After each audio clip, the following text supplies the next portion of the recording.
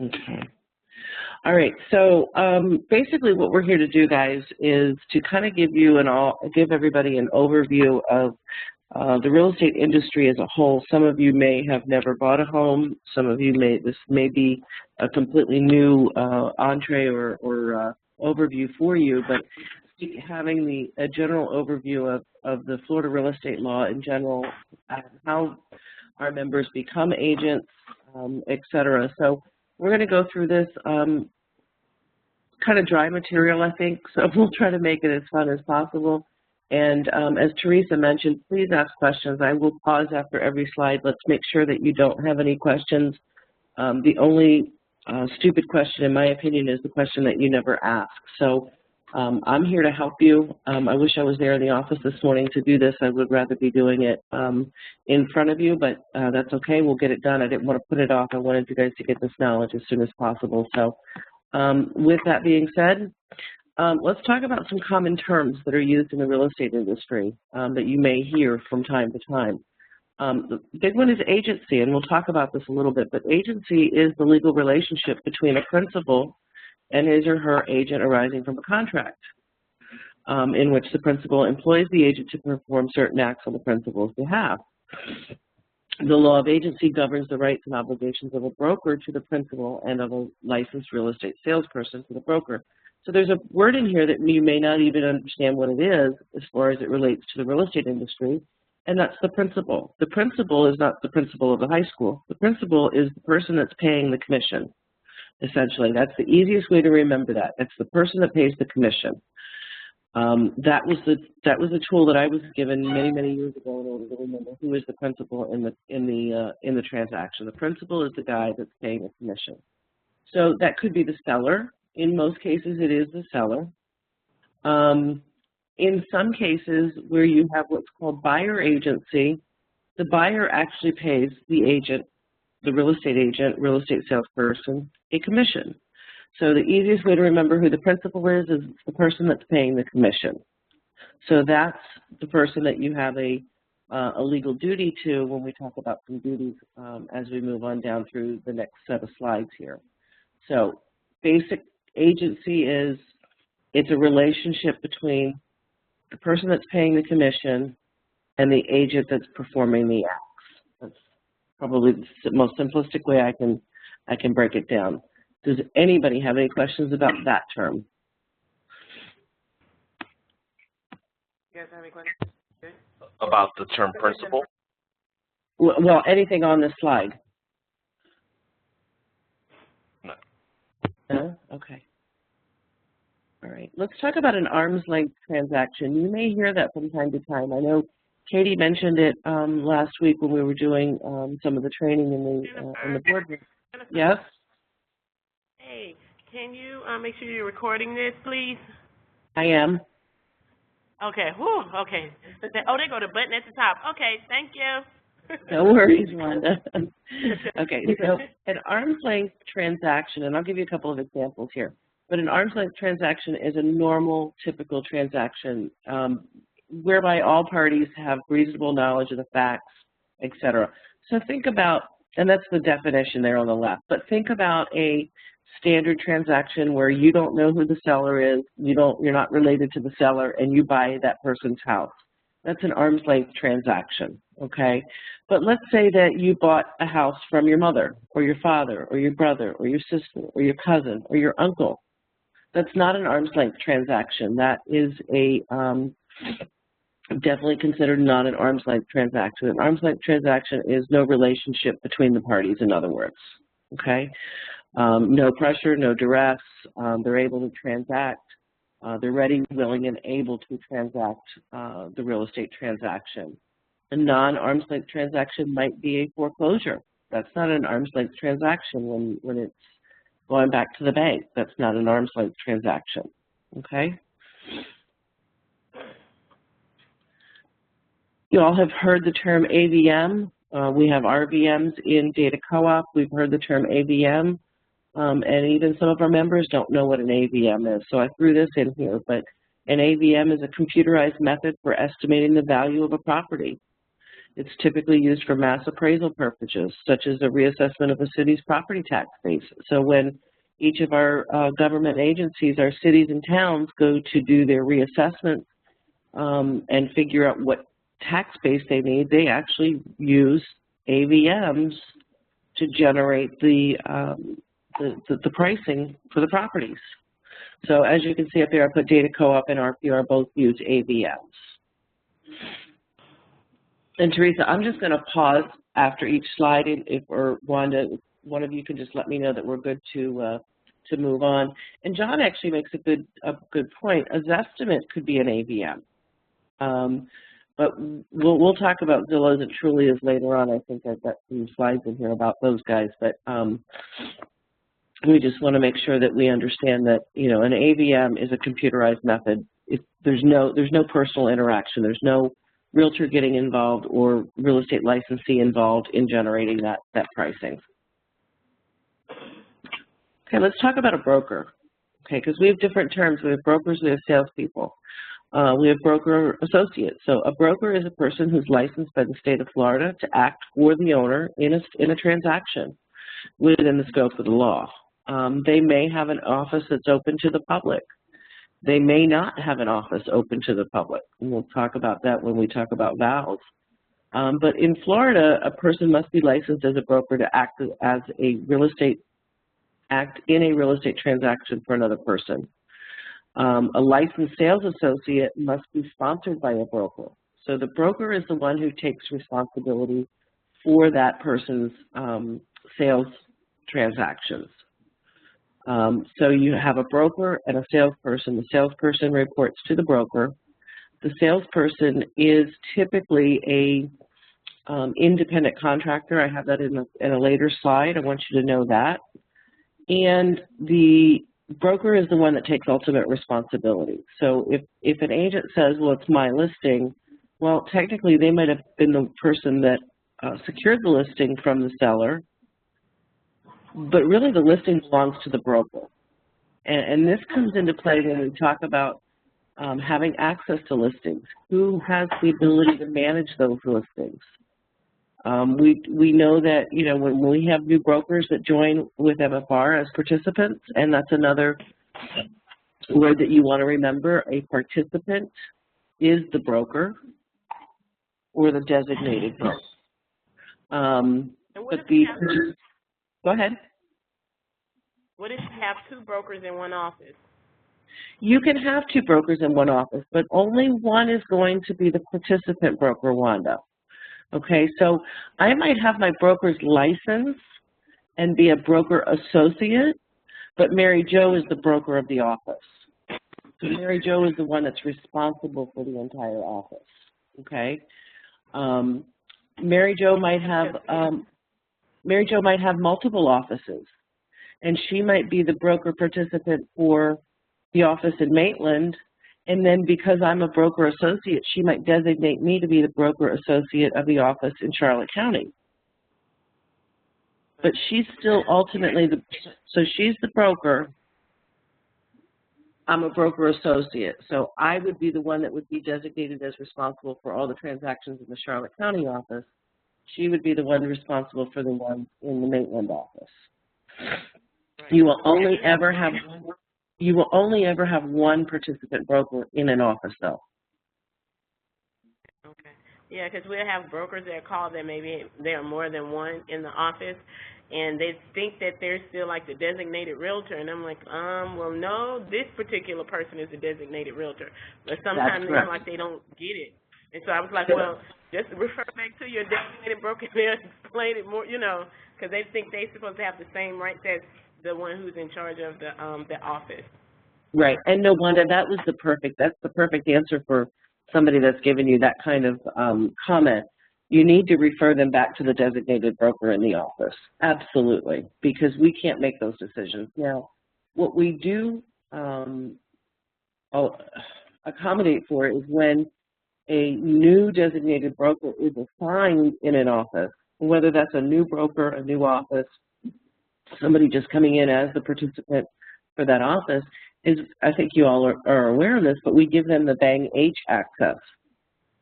That way they have the ability to manage every listing in that office, because you can't have a designated broker in an office without allowing them access to manage the listings. So some of you might ask, but what if they didn't take the class? I don't care. They have to have the ability to manage the listings. It's irrelevant at that point. If they didn't take the ad edit class, if they didn't take the compliance, whatever, we cannot restrict their ability to manage the listings in the office. So let's say I was, Mary Jo designated me to be the DR in the office in Charlotte County, but I never had the ad edit class. Immediately upon my becoming the DR for the Charlotte County office, I would have Bang H access. But what the system should do is that if I leave that office and go to, XYZ Real Estate and just become a salesperson again, a broker associate, I'm not the DR, it should revert me back to the Bang B access. Does that make sense to everybody? Yeah, it makes sense, but I actually have I'm sorry. I actually have a question on that, Okay. because I've seen a situation where a broker or a regular, I guess he became a broker for an office and he left another office as a salesperson. They come into this office. There's no longer a broker there, and they've taken over the brokership of that, the designated broker of that office, and they don't have the Bang H situation. What would you recommend as a call center, how we handle that? That's a great question, Gustavo. So I leave my one office as a salesperson. I just want to make sure I understand the question correctly, okay? So I leave an office as a salesperson. I join a new office, and now I'm the designated broker. Correct. Okay. I have to have Bang H access. I have to. You have to give that person the ability to manage the listings in that office. So that would be the appropriate course of action. Okay. How could we confirm that? Because I mean, anybody could just say I'm a designated broker. Well, yeah, anybody could say that they are. If it's in the membership record that has come over from the association, that person is the designated realtor, then you could make that. Then you could make that adjustment. Now, I don't know, Teresa and Wanda, if your staff has the ability to check with the National Realtor Database with NERDS. Do you guys have the ability to do that? Okay, yes. That's another thing you could do. Yeah, you could, Gustavo, you could check with the NERDS database, pull up the office, and see if that person is listed as the DR. If they're listed with the DR in NERDS, then yeah, change them up to a Bang H, absolutely. Okay, if not, if in an RDS it's not, that person needs to go back to the association to correct that, or no?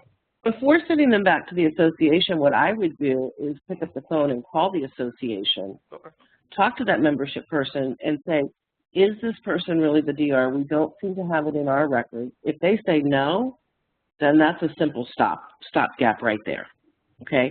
If they say yes, then we didn't get that transfer coming over, and we need to accommodate for that. But if our membership system shows them as the designated realtor, yet their access level is not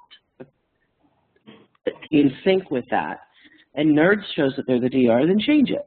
Okay. If membership shows that they're just a salesperson in the office, then let's call the association. Let's find out. Let's take that extra step to accommodate the member rather than just sending them back to the association, because it might be a transmittal issue.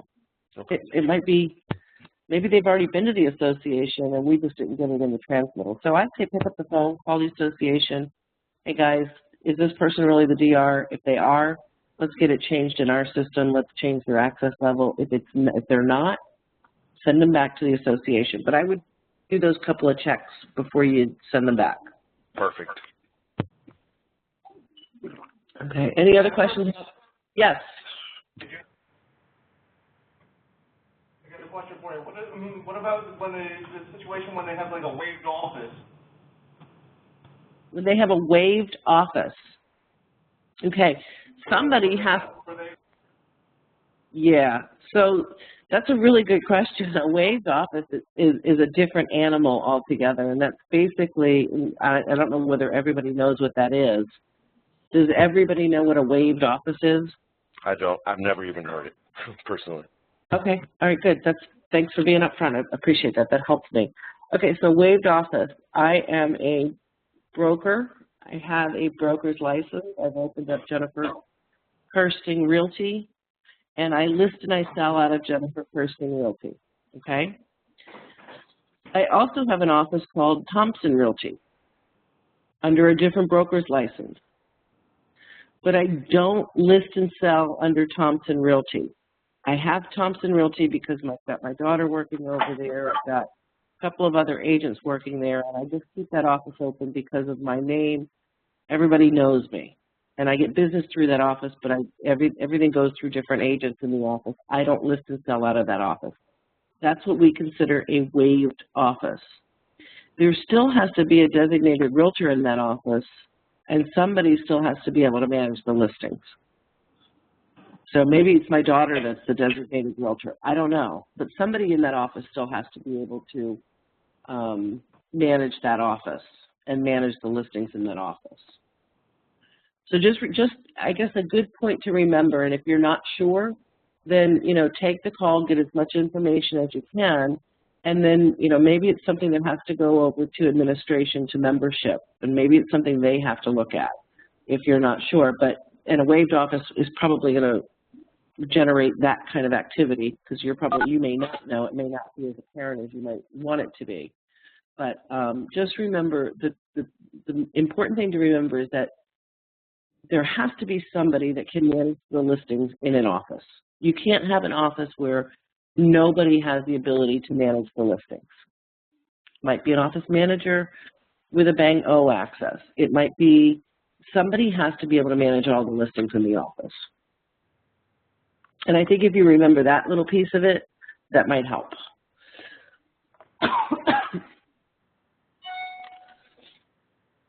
All right. Anybody have any other questions before we move on?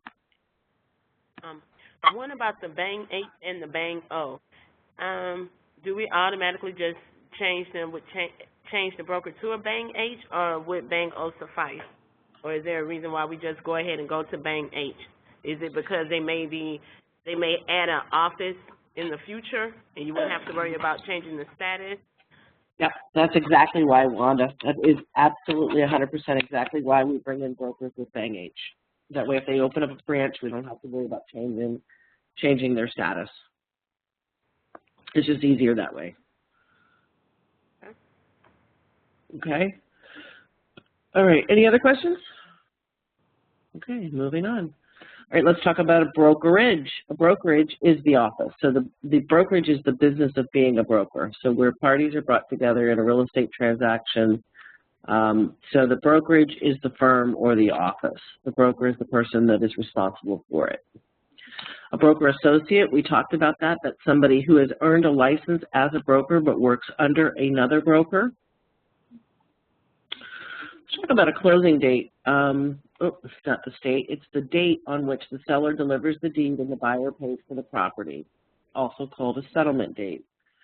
The agreement of sale will reflect when a closing is to take place. A buyer or seller may be considered to have defaulted on a contract if they're unable to close by the agreed upon date. So their purchase and sale agreement or agreement of sale, could be called either one,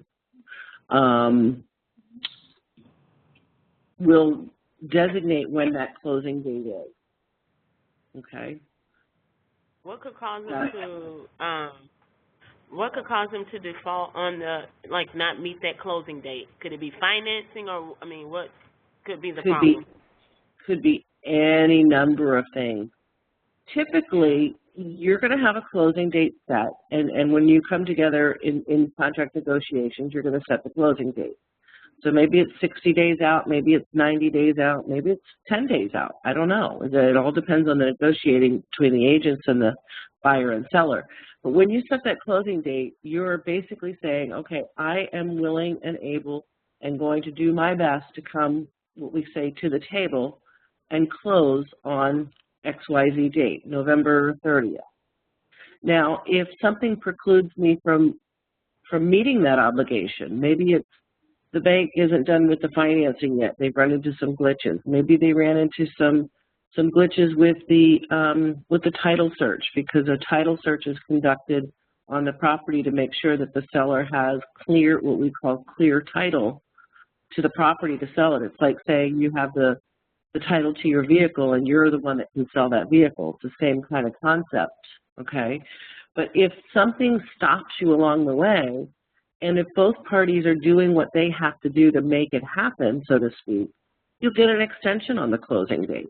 The buyer and the seller will say, okay, we need, the buyer might say, okay, look, my bank needs 2 more weeks. Or the seller might say, they're working on clearing some defects in the title. It's going to take another week. Let's get an extension to the contract. So typically, you'll have the conversation going back and forth. It's not just the date's going to appear and nobody's going to show up. Let's hope that never happens. But typically, the agents will be in contact with one another to work towards that date. And if it looks like that date's not going to happen, then they'll just negotiate a new date and give an extension to the contract. Now, in a short sale, you don't really know when that thing's going to close because you don't know how long it's going to take for the bank to approve the price. You don't know how long it's going to take for it to go through all the processes, et cetera. So they're basically putting in an estimated closing date. So they might put in, March of next year as a closing date. Well, March of next year comes up and nobody's, the bank's just still dragging their feet. They're going to want to, again, just put in an extension to that date, extend that closing date out. But technically, when you surpass that closing date, you no longer have, if you've not obtained an extension, you actually don't have a contract anymore. That's the law. That's the way the contract is. And stop me if you're going to cover that, but I had some questions on short sale, but if you're going to cover that later on, then I'll just wait. I don't have anything specific to short sales in this presentation, Gustavo. But when we get towards the end, if you want to write those down for me, if we've got time, we'll cover them. If we don't, what I'll ask you to do is send them to me, and then we'll make sure that everybody gets the questions and the answers appropriately. I think we'll probably have some more sessions similar to this, but we'll try to get everything answered today if we can. All right, a comparative market analysis, otherwise known as a CMA, that's an estimate of the value of property using recent sales of comparable properties. Brokers and agents, because they're not state certified, can't perform an appraisal, so they estimate value using a CMA. I think everybody's aware of that term. I don't know if we have any questions on that. Okay, moving on. Go ahead, Wanda. No, I was just saying with the CMAs, a big part of that is when they call into the call center, the agents, they don't really get they understand the term, but sometimes it's like they don't really get it themselves. So, like, especially when it comes to them trying to find comparables, they're wanting you to tell them what they should do for comparables.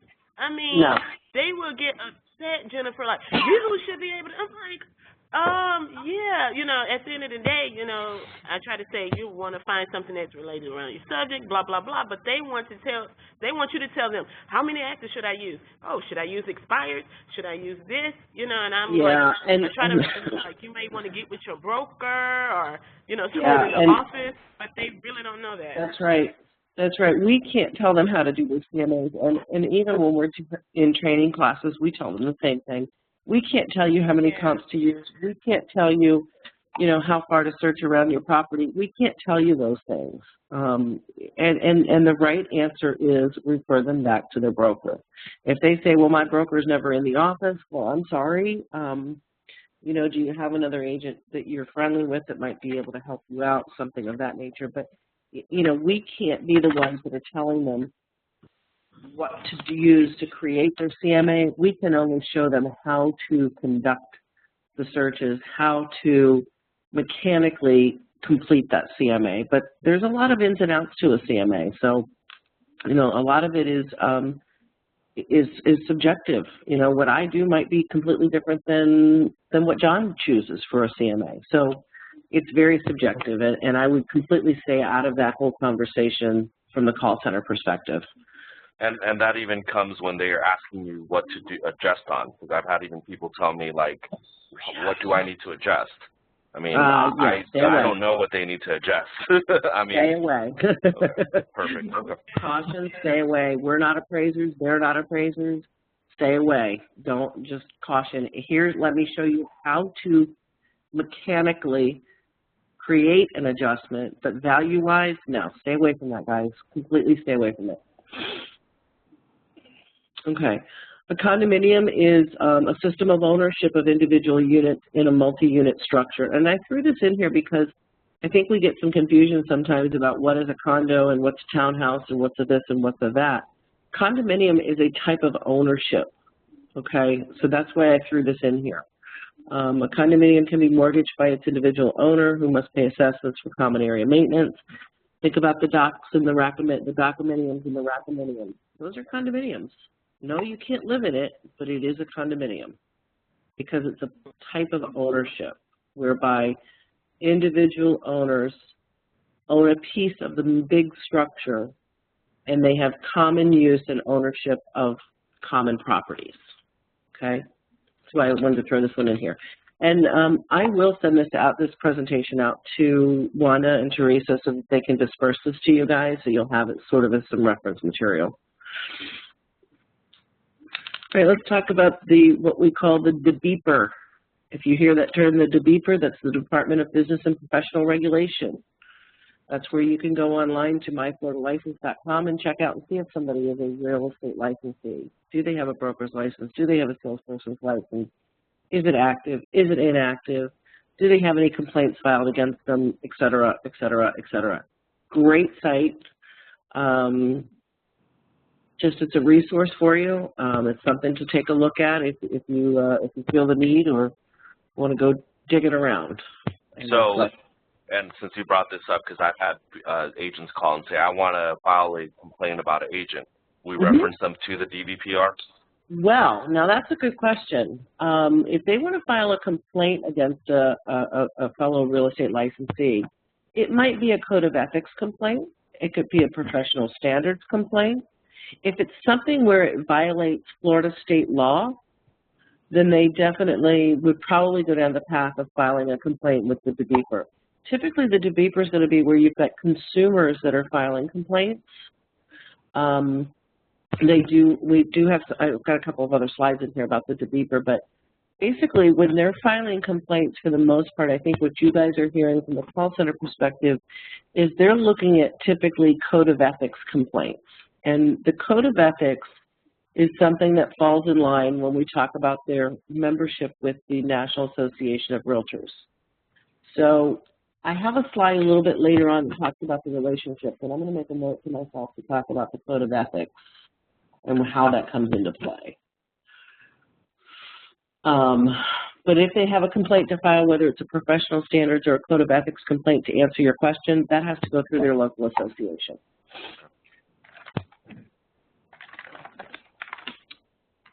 Okay, let's talk about deed restrictions. Deed restrictions are a clause in a deed that limits the use of the land. It might stipulate that, alcoholic beverage are not to be sold on the land for 20 years. It might state that the house can't be painted pink, or none of the houses in the neighborhood, if you're in a deed restricted community, can be blue, or your house must have landscaping around all four sides of the property. You must have trees and shrubs, or you can't leave your garbage cans out for 24 hours. I mean, deed restrictions literally could be anything. Go ahead. And are they required to actually put deed restrictions on their signs? Like when I go in certain neighborhoods, in the subdivision, it'll have underneath it like deed restrictions.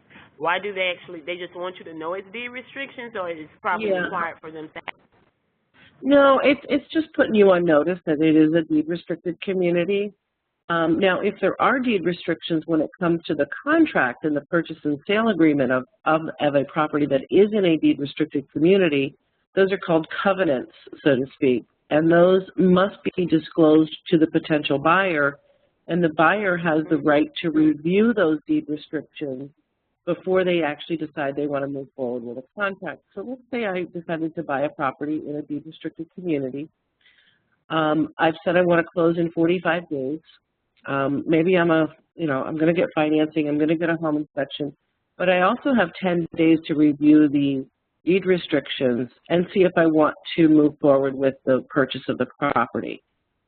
I could decide to not move forward just based upon deed restrictions, and I would get my deposit back, and it would be a quick, easy negation of the contract, and I wouldn't be penalized for anything. That's Florida state law. I have to be able to, as a buyer, review those deed restrictions and even review condominium documents if it's a property that's a condominium ownership. But again, deed restrictions could be anything from how high your grass can be to what color your house can be to any restrictions on the property, on the land use. And Wanda, to answer your question just very specifically, yeah, they typically just put it on the on those signs just as a courtesy to people that are coming into the neighborhood to let you know there are deed restrictions out there. There could be, it might be in the deed restrictions that they put it on the sign. So in the homeownership document, it might be on there that they have to have a sign that says it's deed restricted. I don't know. It's that's an unknown, but there's no law that says they have to do it. Okay? All right, let's talk about the fundamentals of Florida real estate law now. This is fun stuff. Fun for a Saturday morning. Okay, so property. Property refers to the legal rights to use and enjoy anything. There's actually two types of property, real property and personal property. Okay, realty or real property is the property rights to real estate. Personalty or personal property is the right to everything else. Okay, so the refrigerator in my house is personal property. The fixtures on the walls are personal property. The chandelier that's attached to the real property is technically personal property, but could be considered part of the real property because it's attached. Anything that's permanently attached is real property. So trees become part of the real property because it's growing on the land. The garage that's built, the separate garage that's built, is real property because that is built on the land. Fixtures can appear to be personal property because you can remove them, but because that chandelier that's my great-grandmother's is hanging in the doorway, people are going to think that that is part of the property.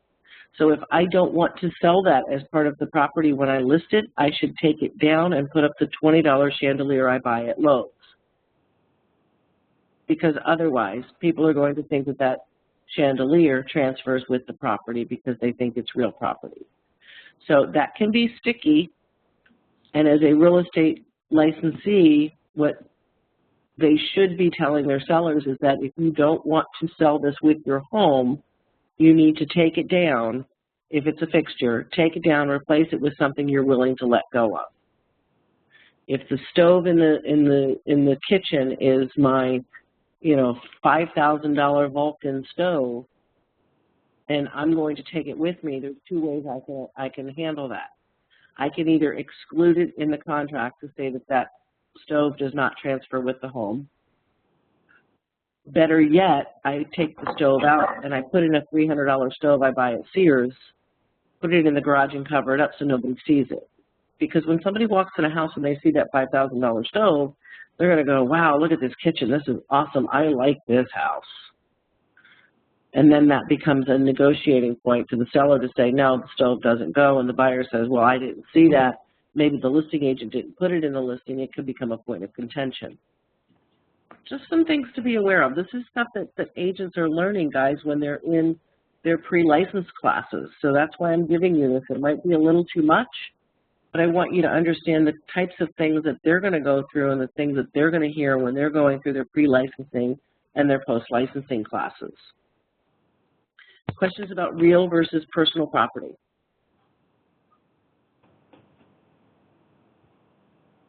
Teresa, Wanda, anybody there? Everybody's okay? I'm good as far as that. All right. All right, great. Let's talk about estates. The collection of rights that someone may have to real estate can be called an estate if it's large enough. Estates are divided into two groups. One is called freehold, and that's uncertain duration, and non-freehold estates, which are various kinds of leases or specific time frames. Do you ever hear the term that says somebody has a life estate in a property? That means that that person's ownership in that property ends with their death. You'll find people will do that, especially here in the state of Florida. The parents might be getting elderly. They might transfer the property ownership to the children, but the children give a life estate back to the parents. When that happens, the parents still own the property for the duration of their natural lives, but when they die, the property reverts back to the children. And that way you don't actually wind up having to go through probate. I mean, that's a very common thing that happens. If you have a joint estate or joint tenancy, that's a type of estate, that's a type of ownership. Getting a little too deep here, but joint tenants, by Florida state law, a husband and a wife are joint tenants in real estate, in the freehold estate, in the fee simple estate ownership of the property. So if the husband dies, the husband's ownership automatically transfers to the wife. Okay? Just, again, something you'll probably never, ever hear or never need to know, but I want you to know it. You'll probably never hear one of our agents ask us, what is an estate, what's a freehold or non-freehold, but I want you to know. Limitations on estates and interest therein. An easement, you'll hear this word. You probably know it. We've seen it. It's in a pick list somewhere in ML Exchange and Fusion. An easement is the right of one landowner to use land belonging to another for a specific purpose. Think about your power companies. Typically, they'll have an easement on the property. Typically, you could have a property that is, think about a property that's what I would call landlocked. In other words, my lot sits behind two other lots and I have no access to the street whatsoever. I might have an easement from the owners in front of me to use their land to get to the street. That's an easement. Your county, your cities are typically going to have easements on the front property lines of your property for the road, for drainage ditches, etc. Those are easements. We talked about deed restrictions. Those are the restrictive covenants whereby a group of neighboring landowners agree to do or not to do a certain thing or thing. And liens. Liens are claims against the owner of a property with that property being usable as security for the claim. I'm going to put this in some simplistic terms for you. A lien. A mortgage is a lien on the property. Your car payment, your car note is a lien on your car. It's the same thing. No different. It's just a difference of your car might be worth $20,000, $30,000, and your house might be worth $150,000. It's still a lien. Okay? Questions about any of those three easements, deed restrictions, or liens?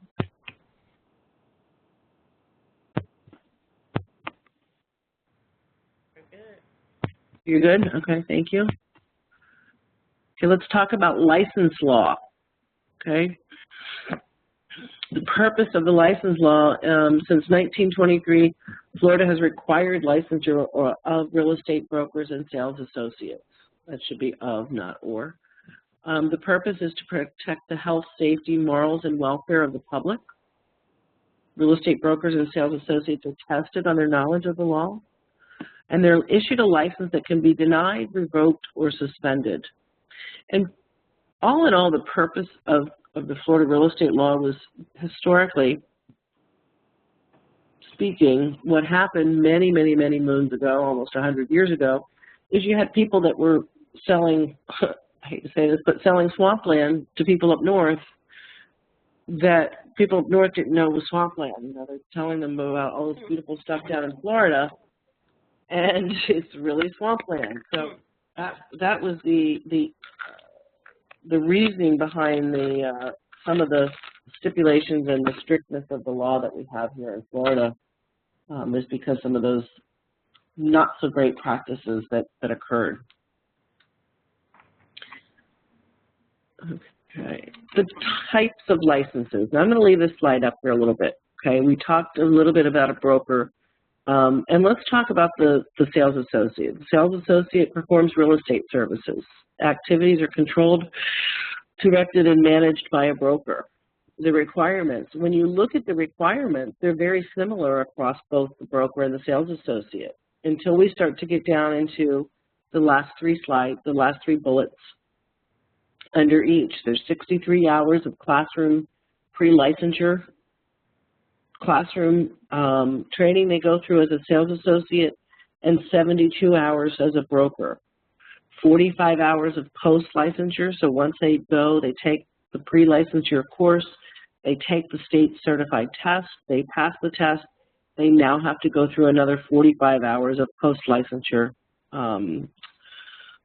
course exposure. And as a broker, they have to go through 60 hours. And either a sales associate or a broker must do 14 hours of continuing education every 2 years. And some of that must be what they consider the core law. So you'll hear that term thrown around, I need to take a core law class. They have to be updated on the law every 2 years as well. Our CMA CE certified CE class goes towards their 14 hours of continuing education. So basically they've got 8 hours of core law, I think it is, and then the rest are what we would consider in college electives, and that's where our CE certified class comes into play. Questions between the high Yep, go ahead. diploma, is that an exception? The high school diploma, is that an exception? Do they have to have a high school diploma? High school diploma or a GED. GED, okay. Has to be a high school diploma or the equivalent. Because I have someone was saying, like, I didn't finish school, so maybe they're, you know, joking, like, you know, I'm not smart, I didn't finish school, you know, that's why I went into real estate. So I don't know, they just. Well, they might not have finished college. Is probably what they're thinking. It's probably what they're saying. Okay. Okay. I was like, okay. Yeah, I'm stupid. That's why I went into real estate. Really? Okay. Oh my God! If I ever need a laugh, can I just have you send me some calls to listen to while I'm doing it? I know. Jeez. But here's something that's interesting. You know, they do have to go through a background check, guys. They have to submit their electronic fingerprints. You know, they have to be in good character, in good standing. You know, there's rules that surround their licensing, and this is just the tip of the iceberg. I mean, if you wanted to get into the details of it, go on to myfloridalicense.com. Look at what they have to go through in order to become licensed. I mean, everybody thinks it's easy. Well, for some people it is. You know, they can't be a convicted felon. I mean, there's a lot of things that they can't do in order, you know, there's a lot of things that would preclude somebody from becoming a real estate licensee. And once they get their license, they're also bound by certain things. So, I mean, if they're, you know, convicted of murder or, you know, convicted of a mass crime of some sort, they could lose their real estate license. So, you know, they go through a lot to get it. I guess that's the point. Let's talk about exemptions for licensing. You don't need a real estate license to sell or lease your own property. Lawyers, CPAs, or attorneys, in fact, do not need real estate licenses to conduct real estate transactions. And salaried employees, I want to talk about this. A salaried employee of an owner or broker working in the on-site rental office of an apartment complex need not be licensed. A salaried manager or condo or co-op apartment complex may, without a license, arrange rentals. So if I am working in the rental office at Heritage at Millennia as a salaried employee, I do not need a real estate license to do the leases in that building. If I am a salaried employee working for a builder that's building 50 homes in a new neighborhood, I do not need to be licensed in order to sell those homes, okay? I could be licensed, but I don't have to be licensed, okay? So those are some exceptions to actually conducting real estate transactions without a real estate license. And I think we probably have a couple of questions on this one. Jennifer? Yep. Jennifer, can you hear Ryan? Can you hear me? Jennifer? I can. I see at the bottom of that where it says employee of a public utility. Mm-hmm. Does that mean like Joe Schmo is like working in the sewer that doesn't like that barely makes minimum wage to go ahead and do licensed real estate? No, what that means is that an employee of a public utility, so let's say I work for Florida Power and Light, okay, and we're going out and buying some property to put up a new power plant. I don't need a real estate license to conduct that transaction. So as a public utility buying or selling real estate, I don't need a real estate license because I'm acting on behalf of the public utility and I'm a salaried employee of that utility. That's what that means. Okay, but it's only for like the public utility. It's not like you can go out and buy a house or sell a house. Sure, he could. If he's selling or leasing his own property, he could. I mean, you could have the stupidest person out there with an IQ of 10 that's able to sell or lease their own property. They don't have to have a license to do it. But if I'm going to be doing it, if I'm doing it for someone else, this is where it comes into play. If I, Jennifer, am going to list Wanda's house and I'm going to sell Wanda's house for her, I can't do that because I'm not a real estate licensee any longer. Wanda can list or sell her own house, but I can't do it for her because I'm not licensed any longer. Does that make sense? Okay. Yeah. So the owner doesn't need, right, the owner doesn't need a license to list or sell their own property or buy property. But think about needing a license as if I'm going to do this transaction on behalf of someone else. My brother that, or the neighbor down the street that has the IQ of 10 that can't do it on their own, I'm going to help them with it and I'm going to do it for them? No, not unless I'm a lawyer or a CPA or an attorney in fact. Or a real estate licensee. Okay? Gotcha. All right. Okay, moving on. Let's talk about the different state regulatory agencies. There's 3 of them. There's the Florida Real Estate Commission, also referred to as FREC. You'll hear these terms, FREC. FREC is the one that issues the licenses to the brokers and sales associates and oversees the professional activities.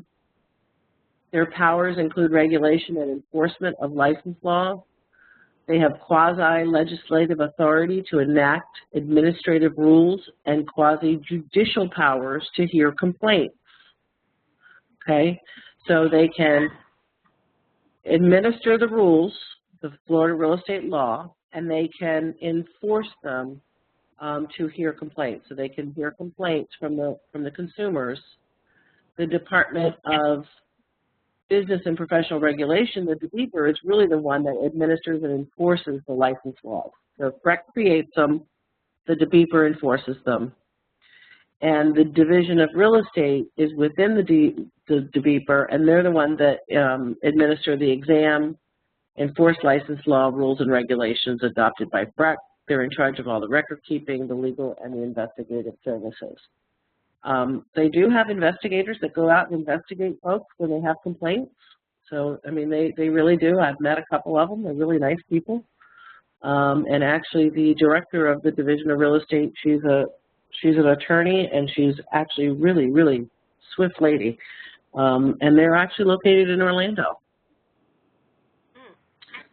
So there's actually 3 levels there.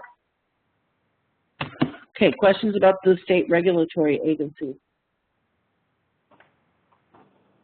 Okay. No, but I had a question about the real estate as far as if I was an employee here at MFR and now I wanted to get into real estate. Mm-hmm. Or I have two scenarios. Or if I already had my license and I wanted to become an employee of MFRMLS, how does that work? Oh, good question, Wanda. Okay, so at MFR we have a policy that precludes us from having our real estate license as an employee of MFR. Okay, so for instance, when I came to work for MFR, I took my real estate license and I did what we hang it with the state. That's just the term that we use. I put it back, I hung my license with the state. In other words, I'm voluntarily inactivating my license. That's the true term. I voluntarily inactivated my license because we don't want to have any conflict of interest with any employees that are working for MFR. So Debbie Williams is another great example. Debbie came to us from the real estate world down here in Charlotte County, and one of the conditions of her employment was she had to inactivate her license. Terry was the same way. Yvette was the same way. We all had to inactivate our license. If you decide to go get your real estate license and you are an employee of MFR, you best let Wanda or Teresa or your immediate manager know, because that's a condition of your employment is not having a real estate license, basically. Sorry, I had to give mine up. But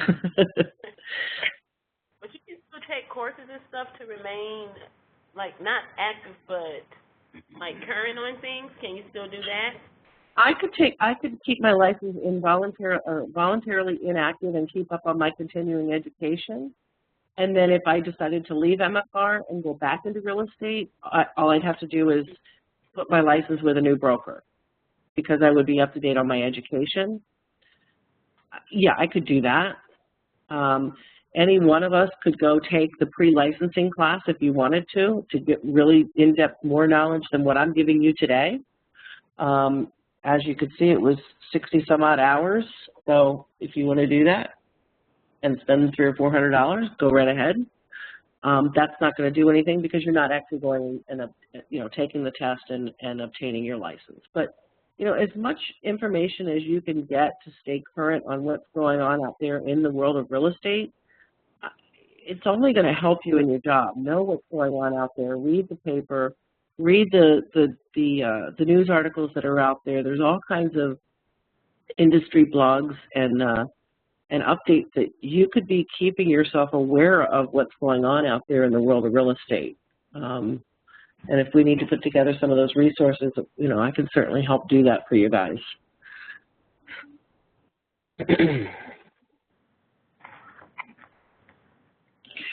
Any other questions? Okay. All right, let's talk about the trade association. And let's talk about the National Association of Realtors. Then you've got the Florida Realtors, otherwise known as FR. Remember, neither issue licenses that's done by the state. They have no role in the licensing process. Membership is voluntary. Only those who join the National Association of Realtors can use the trademark designation Realtor. And Realtors are subject to the NAR Code of Ethics in addition to the licensing law. So, Gustavo, this is where we talk about the Code of Ethics. And where does the Code of Ethics come into play? If you are a Florida real estate licensee, and you have chosen to join the National Association of Realtors, which thereby now you have membership in the Florida Realtors and your local association, you are bound by the NAR Code of Ethics. And the NAR Code of Ethics is 100 years old. Actually, they're experiencing their 100-year anniversary this year. And the NAR Code of Ethics is basically fair play. It's, look, do unto others as you would have them do unto you. And that's probably the simplest way I can put it. So, don't go stealing my sellers. Don't be going after my buyers. Don't be trying to solicit my listing while I still have it active. There's a lot of different things that go into play with the Code of Ethics.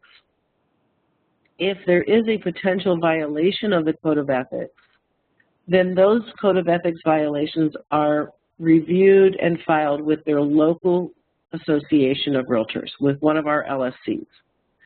As part of the shareholder agreement with MFR, all of our LSCs have agreed to what's called arbitration, and they will hear the code of ethics violations that occur amongst our members. Let's say I am a member in Charlotte County, and let's say I want to file a code of ethics complaint against somebody in Orlando.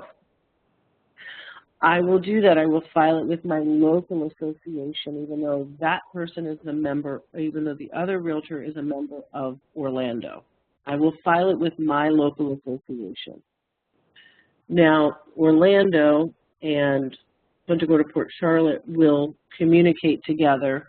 Punta Gorda will tell Orlando, because they've got somebody in each of our local associations that handle the code of ethics complaints. They go through an entire process, kind of like a judicial hearing. It's actually kind of interesting. And they will let Orlando know that a complaint has been filed. And then they will work together to decide and figure out where it's going to be heard. Typically, it would be heard in my association. So the realtor in Orlando would be required to come down here and attend the hearing. They could have an attorney, if they could have an attorney present for them if they wanted to. But the code of ethics is really the piece that sets our realtor members apart from our Thompson brokers. Okay, a Thompson broker or a salesperson in a Thompson brokerage firm is not a member of the National Association of Realtors. They are not a member of Florida Realtors. They can't use the term realtor. That's why you'll hear me on many occasions use the term participant and subscriber, because all of our members are either participants, i.e. brokers, or subscribers, licensees. But they're not all realtors. So you want to be careful about that terminology. You can't, somebody that is a Thompson broker is not a realtor. They're not a realtor member. Okay? I'm really driving that point home pretty hard because it's really important that you all understand that. And if somebody's on the phone and they're a Thompson broker, don't call them a realtor because they're not. Okay? Questions?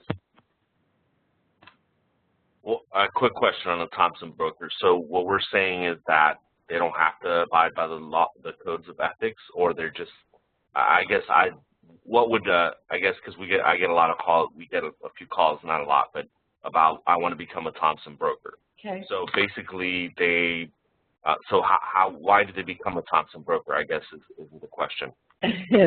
Gustavo, you must be in my head. Did you see my slide deck earlier? I actually have a slide that talks about that. Sorry. In just a minute. No, I'm glad you're asking questions. This is perfect. I'm happy to answer your questions. But let's hold on to that one. I know I broached the subject, but we've got it covered in another slide. Teresa, Wanda, anything there at the office? Nope, I think everybody's good. No, as far as the Thompson brokers, as far as their benefits, sort of like the transaction desk, I guess when you get on Thompson brokers, like we can maybe. Yeah, we'll talk about it when we get there. Absolutely, absolutely. Okay, I don't even know what slide number we're on here. Let's see where we're at. Oh, we're about halfway through. Good. Okay. Oh, we don't want to start at the beginning, do we? No, I do. Okay. So I think the next slide is Florida laws. And Florida Statute Chapter 475 is the Real Estate Professional Practice Act. If you want some really good, dry, late-night reading, go online to the Florida Real Estate Commission and take a look at the different pieces and parts that, of Florida Statute 470, Chapter 475. Part 1 refers strictly to real estate brokers, sales associates, and schools. Part 2 refers to appraisers. Part 3 is Commercial Real Estate Sales Commission Lien Act, and Part 4 is the Commercial Real Estate Leasing Commission Act. This is the stuff that is gone over in great detail in the pre-licensing class. They really dig into and teach them about the Florida real estate law. some of which you and I have covered here this morning, okay? But it talks about definitions. It goes over the purpose. It goes over the exemptions. It talks about the DBEPR and the DRE and licenses and renewals and fees and status and education and all of those things that I've kind of hit on the top highlights of for you this morning. But you ever hear somebody referring to Chapter 475, that's the Florida real estate law, okay? That is Florida real estate law. Chapter 455 is strictly for brokers, associates, schools, and appraisers. And that describes the professions that are regulated by the DBEPR and actions that it can take in regulating licensees. Talks about any fining structures that could happen. And if you're being fined by the DBEPR, it's not a $50 MFR fine. It's typically going to be a $5,000 or $10,000 fine for violating Florida real estate license law. Florida Statute Chapter 120 outlines the license and disciplinary procedures, and Chapter 6IJ2 is the administrative rules for the Florida Real Estate Commission. I know I'm getting really deep here, but if you guys hear these terms, I want you to know where it's coming from. I think that's part of my whole process here is to get you familiar with some of these terms and where they're coming from. Unlicensed practice of real estate in Florida is a third-degree felony, punishable by a fine of up to $5,000 and 5 years in prison.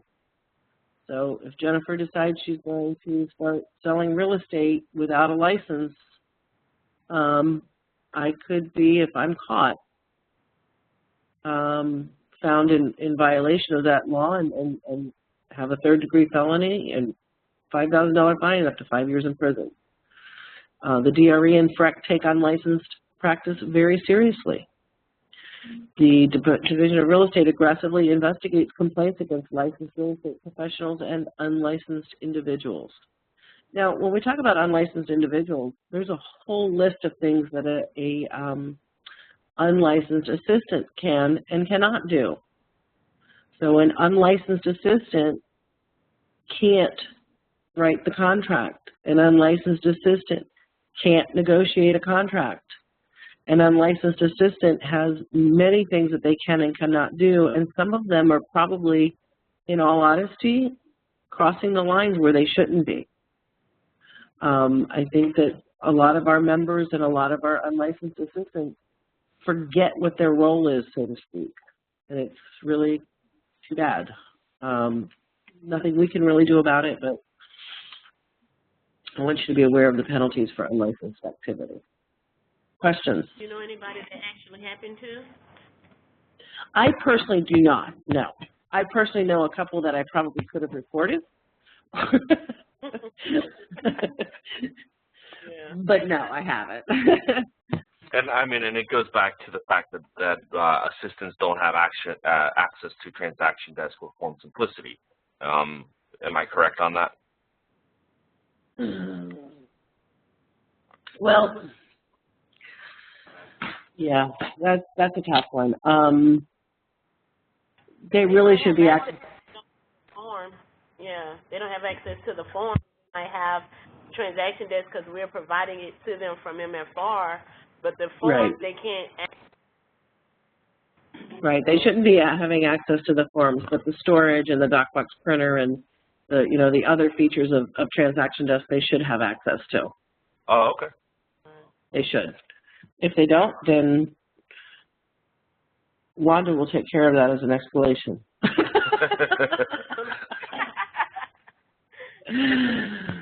Oh, Lord. Okay. Let's talk about displaying that license that they've worked so hard to obtain, okay? When a real estate license is issued, they're issued a certificate of registration and a wallet-sized license that they carry with them. An active broker must display an office sign either outside or inside all office locations. It must be readily observable to anyone who enters. And it must include the broker's name or trade name and the words licensed real estate broker.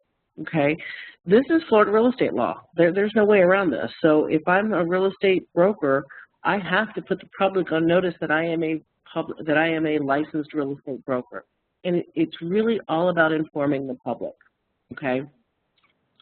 And same thing with the advertising. Ads by brokers must demonstrate that the broker is licensed. The state State the name of the firm and state the name that's registered with FREC if a personal name is used. So if I'm Jennifer Thompson acting under Thompson Realty, then it has to say, you know, Thompson Realty, licensed Florida real estate broker.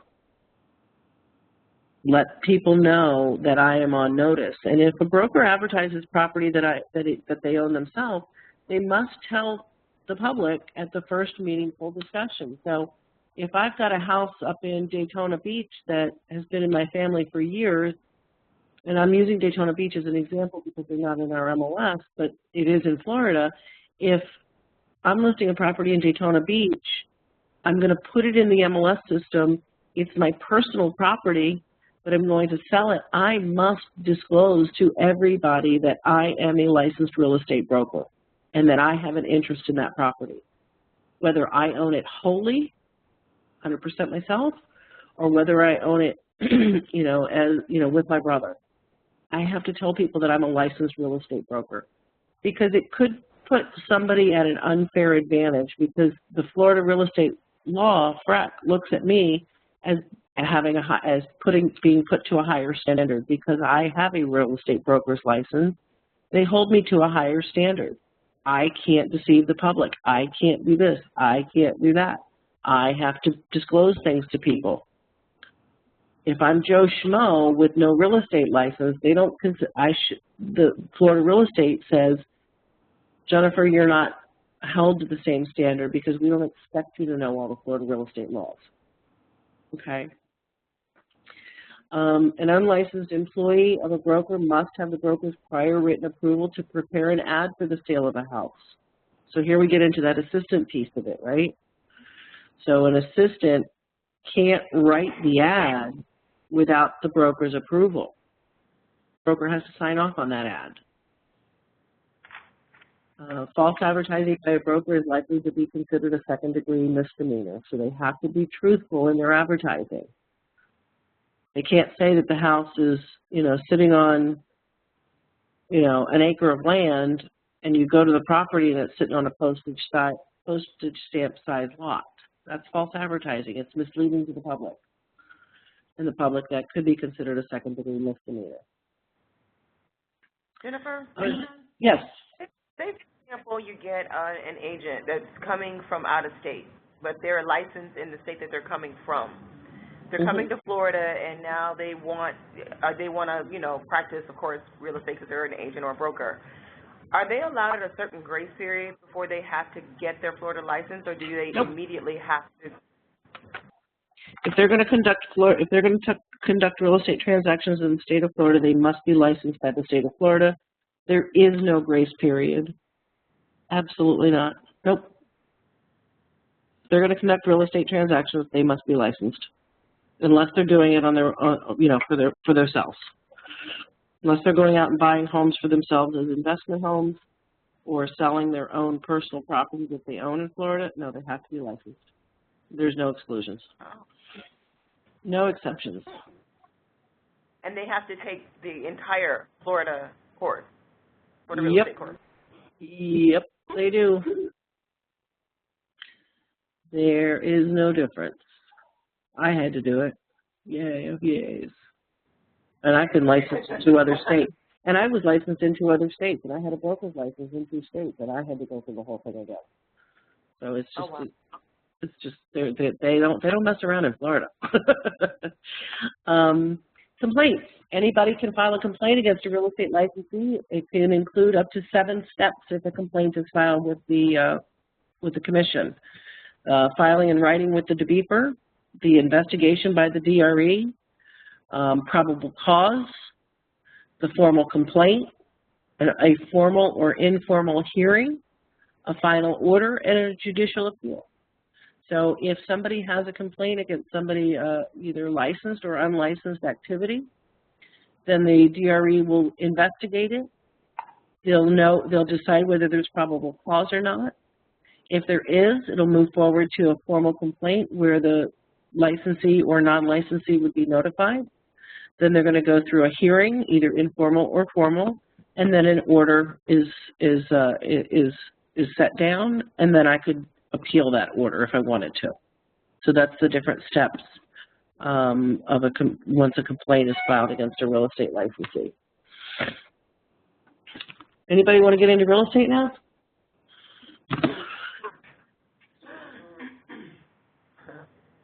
All right, let's talk about agency law and agency contracts. And we kind of started off with this first thing. I talked about agency, but agency are contracts, employment contracts. Agency contracts are employment contracts. In real estate, an agency contract is called a listing. The statute requires listings be in writing. So all listings must be in writing. Let's talk about the different types of listings. This is some terms that you may hear throughout the course of your calls. An open listing is where the principal, remember that's the seller, agrees to compensate the agent only if the agent actually finds the buyer. So an open listing, typically how this occurs is, let's say I have a house to sell and I give the listing to, give an open listing to Wanda and one to Teresa and one to Debbie down here in Punta Gorda and one to Steve up in Orlando, and I just say, whoever sells it, I'll pay you. That's an open listing.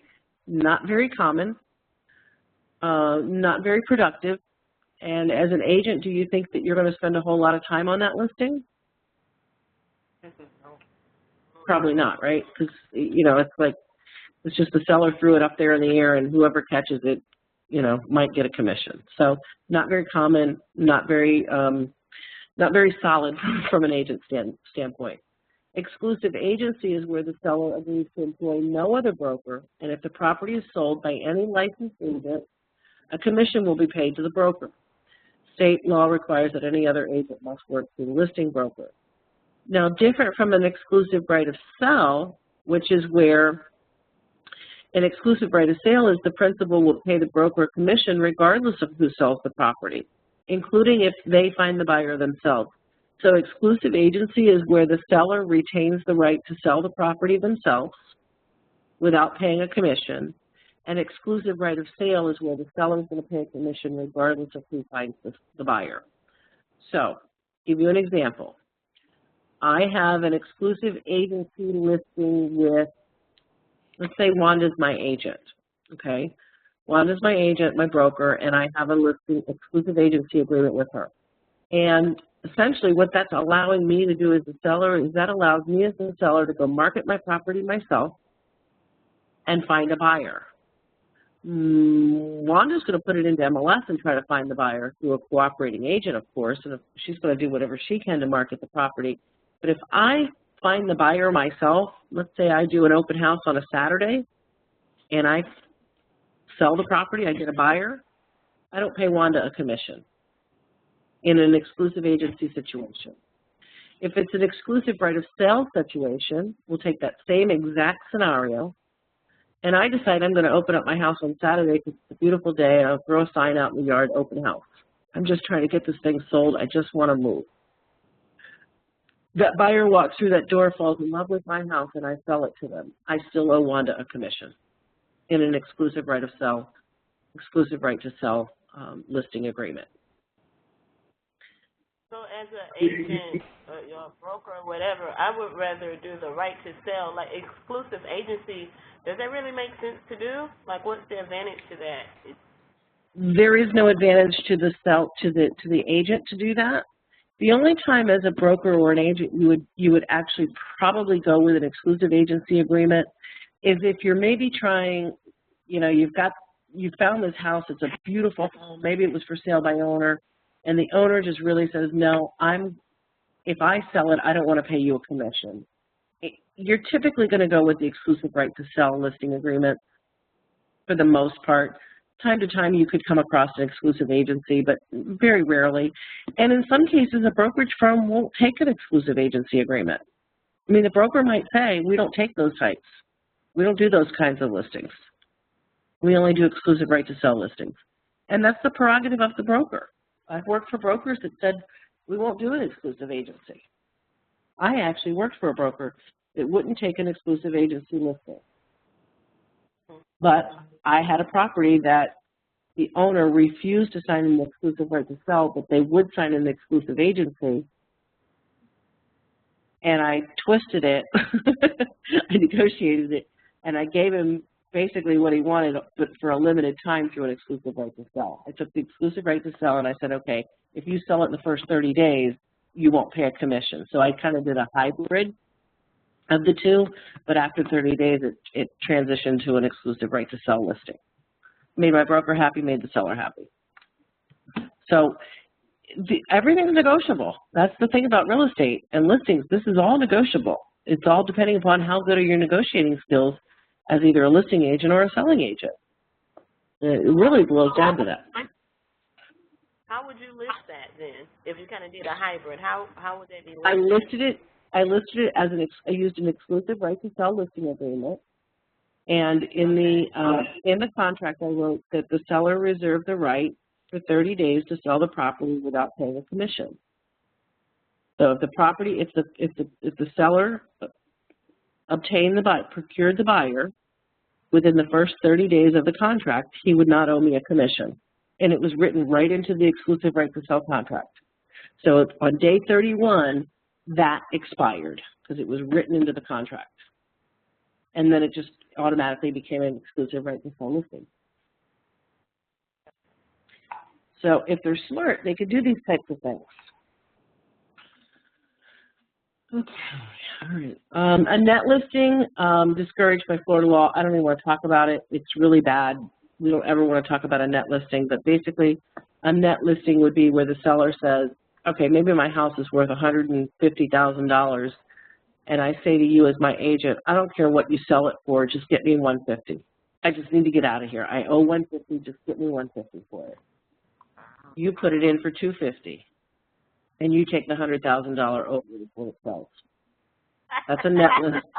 Yeah, that's a net listing. It's not good. And actually in MFRMLS, in our rules, we don't take net listings. I think Florida Real Estate Commission might have to. Yeah. Right. So discouragement, it's discouraged, but it's not illegal. I mean, it can be done. It's just it can be done. It's not illegal by Florida law, but they can't go into MLS because we don't take them in MLS. When you look at our rules, it talks about the types of listings that we'll take in the MLS. And if you don't know what those are, you need to go and take a look at those rules. All right, let's talk about agency relationships, because this is important, and this ties back to the couple of fields in the system. Let's talk about the single agent relationship, and that's where the agent may represent either the buyer or the seller.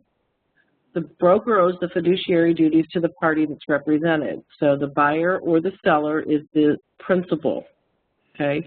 And the single agent has the duties of dealing honestly and fairly, of loyalty, of confidentiality, of obedience, of full disclosure, accounting for all funds, skill, care, and diligence in the transaction, presenting all offers and counteroffers in a timely manner, and disclosing all known facts that materially affect the value of the property. So let's say I'm a single agent for my seller, and my seller says, Jennifer, I owe $150,000 on this property, but I've got, $20,000 in bills I'd like to pay, and I really need $170. I'll take $170. And I say to Mr. Seller, but it looks like we could probably get $240 for the property. I don't care. I just need $170. I need to walk away. I don't care. $170 I'll take. I will take $170. If I'm in a single agency relationship with that seller, that $170 stays in my head, and I don't tell anybody that number. So when Wanda comes to me with a buyer at $225, well, shit, I know my seller will take $170. Well, I'm not going to tell her that. I can't. So I say, okay, Wanda, I'm going to go back with the counter. I'm going to go take your offer of $225 to my seller and see what he says. If I had Wanda and I are talking and she says to me, Jennifer, what do you think the seller will take? Do you think he'll take $225? I don't know, Wanda. You'll have to write the offer and I'll take it to him. Do you think he'll take less than $200? I don't know, Wanda. You'll have to give me an offer and I'll have to take it to him. I can't disclose that information because I have the duty of confidentiality, okay? And I point that out because when we get into a transaction broker, you'll notice that confidentiality is not, it's limited. Okay, so I don't have the same types of duties. I'm still bound to be dealing honestly and fairly. I still have to account for all funds. I have to use skilled care and diligence. I have to present all offers, disclose all known facts, limited confidentiality, and any additional duties that are entered into by a separate written agreement. The seller or buyer is considered the customer, not a client or principal in a transaction broker relationship. What's important to note here is that by Florida real estate law, every agent is considered to be working under transaction agency unless they transition to a single agent or a non-representation agent. Florida real estate law, Chapter 475, states that every agent is considered to be a transaction broker unless they transition to another form of agency. So, let's talk about the commission fields that are in ML Exchange and Fusion after we talk about the no brokerage relationship agency. No brokerage relationship is when a buyer and seller have tentatively reached an agreement to seek help. They may engage a broker with no brokerage relationship. Broker's assistance may be needed to help complete a contract, and payment is fixed fee or an hourly rate. It says it may be. The duties of a licensee must be fully described and disclosed in writing to both parties. So there's still duties in a no brokerage relationship agency arrangement.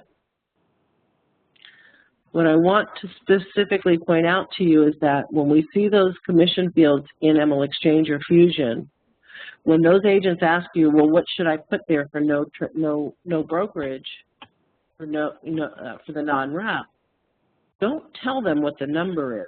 They need to figure that out on their own, or they need to go back and talk to their broker. And 9 times out of 10, they do not understand what that means. They're putting in, I'll just use some crazy numbers, let's put it 8%, 8%, 0%. 8 single, 8 transaction, and 0 under non-rep.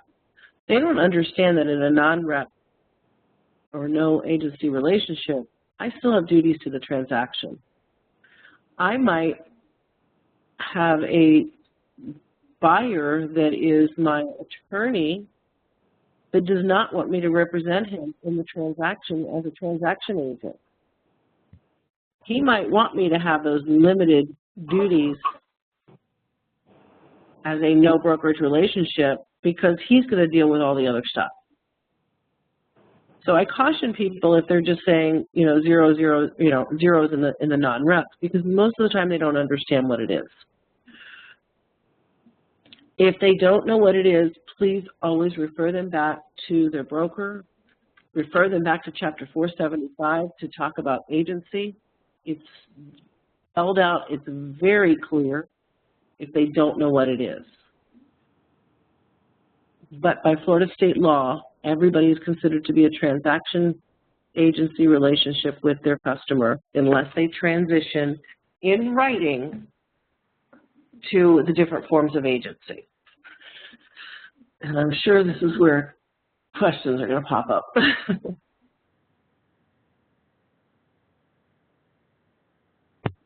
It makes sense, at least to me. It does make sense? Okay. Mm-hmm. Teresa, Wanda, anybody there in the office? Makes sense to me, guys. Okay, good. All right. You good over there? Oh, excellent. Yay. Okay, cool. Dual agency is not permitted in Florida. It is against Florida real estate law. Dual agency. I can't be both a single agent and a non-rep. I can't be a single agent and a transaction. I have to be one or the other. Dual agency is not permitted.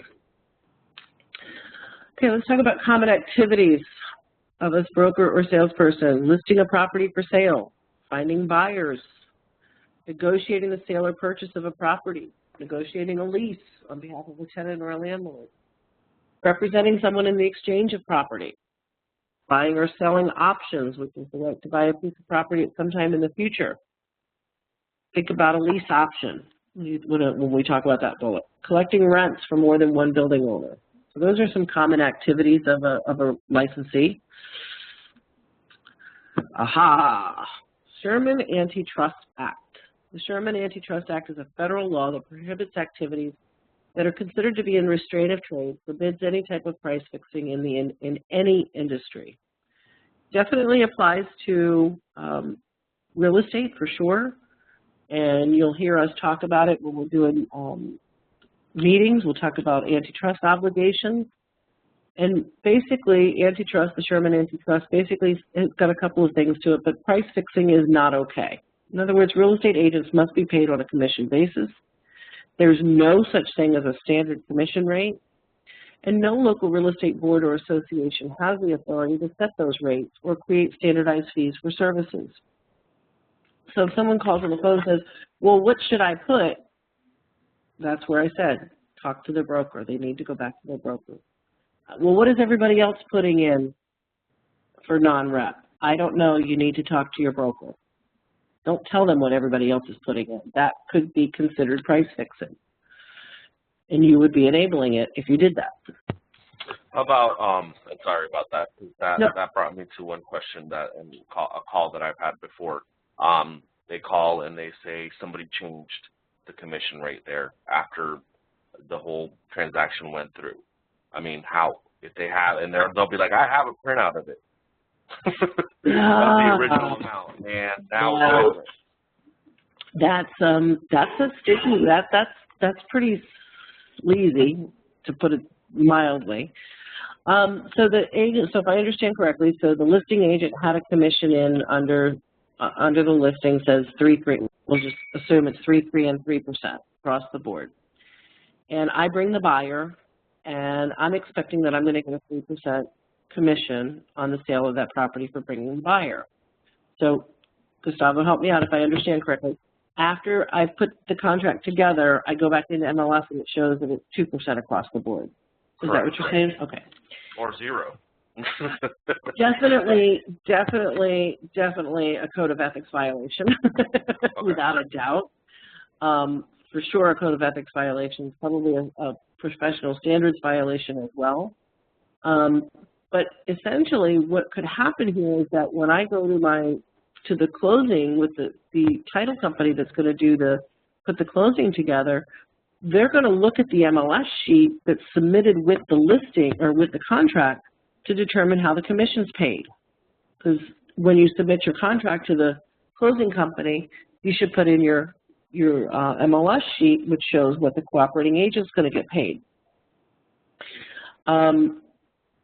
If I were that agent, I would file a professional standards complaint, a code of ethics complaint, and I would make sure that the title company had a copy of the printout that shows that it was 3%. They've probably got a couple of different things they could do in that case, but in order to make sure that they get paid correctly, that would be the thing to do. And, probably get the broker involved. The brokers are the ones that are responsible. So really, I'm sorry to cut you off. So really, as a call center though, because we don't tell them what to do, right. The best means would be to have them contact their broker to see what procedures they can take. Right. Absolutely. Okay. Perfect. Absolutely. That's the perfect answer in that case, for sure. I wouldn't tell her the commission.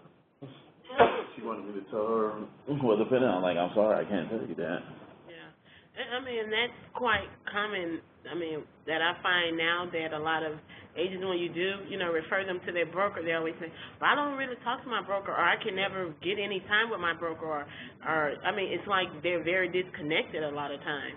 Like agents are very independent, and brokers just kind of off doing their own thing, and they just be like, well, I'm kind of out here by myself. I can't get in touch with my broker. It's very hard. Right. Well, and in that case, and I know that you guys are in a bad position when that happens, but I think an easy way to address that would be to say, look, I'm sorry, I can't guide you in this. This is something that your broker or your office manager is going to need to get involved with. And if you can't get your broker or office manager, maybe you need to call your association. But and I think that probably the easy way to maybe relay the information also is to let them know that you know, we're working with the mechanics, with the software that allows them to cooperate and compensate with other agents. It's not in a very nice way. You could, you know, make it known that, you know, we're not here to manage your business. We're here to show you the tools that you can use within your business. We can't manage your business for you. And if they say, you know, unfortunately, you know, if you can't get a hold of your broker, maybe you need to find another broker if you can't be in touch with them, but you can't say that, unfortunately. Completely understand. I mean, and at that point, it's nothing that we can govern. I mean, it's not, we're just helping them with the product and the mechanics, like you say. So that makes sense. Absolutely. Absolutely. And that's probably a good word to use with them is, you know, I'm here to show you, I can help you with the mechanics of the system. I can't, you know, guide you in your business practices. And, you know, that's out of our hands. Their business practices is out of our hands. Market allocation is not okay. Market allocation is an agreement among competitors to divide the market. In other words, two brokers meet and agree that one of them will handle all the listings west of Main Street and the other will handle all the listings east of Main Street. That's not okay. That's market allocation and strictly prohibited by the Sherman Antitrust. Group boycotts are not okay when competitors get together and agree to not do business with someone. So, you know, A, B, and C and EFG brokerages don't like the way XYZ does business, so they meet and decide not to make any referrals over to XYZ. So that's two firms agreeing not to do business with one. That's definitely not okay. But an individual broker can decide not to do business with another. So I'm with Thompson Realty and I decide I don't like the way XYZ does business. I'm not going to deal with them. That's okay, because that's me. That's just one firm deciding that I don't want to deal with another. And there's nothing wrong with that. That's perfectly acceptable. But if myself and another firm get together and agree not to do business with XYZ, then that's a group boycott. Tie-in or tying arrangements are not okay, and that's a requirement to buy one product or service on condition that you buy another. You know, you list your property with my office, or you're buying property through my office, and I say that you have to buy your homeowner's insurance through my affiliated business, or you have to buy the home inspection through my affiliated business, or because you're buying property through my office, you have to use my title company or something of that nature. So those are not acceptable practices either. Okay, let's talk about FSBOs and NCFBs. FSBO is a for sale by owner, and NCFB is no commission for broker. These are fair game for listing and selling agents. Now, the reason I say that is because as a for sale by owner, if I'm an agent, that house might be absolutely perfect for my buyer. And I can tell you that I personally have done this. Knocked on the door of a FSBO and said, I have a buyer that wants to buy in this neighborhood. I know that you don't want to list with a broker. I'm not asking for your listing. All I'm asking is that you sign a commission agreement if I bring my buyer in and we put a deal together that you'll pay me. Perfectly acceptable. If that seller's willing to sign a commission agreement, fair game. Absolutely fair game. 9 times out of 10, if the FSBO is approached that way, they will sign it because they're thinking you're not going to put the deal together. My experience has always been, it's always been a good deal for me.